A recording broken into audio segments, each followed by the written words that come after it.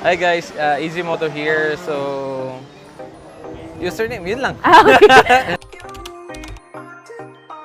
So, expectation ko is maging smooth.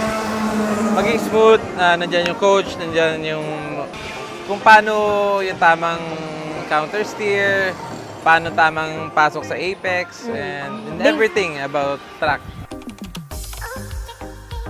Na-feel ko pagsakay ng Ovale, grabe guys, ang sarap dalhin. Sobrang nimble and parang makaka-knee drag ka agad. Yun ang. Yun, nung na-experience ko na sa yung Ovale sa track, smooth, tapos masarap dalhin, and yun nga, sobrang nimble, madali sa corner. So, habang yung tinuturo ng coach, mabilis mo siya ma-apply. Yun. Ovale is very good as a starter bike, as beginner bike, also for the experienced rider. So, overall, it's really good.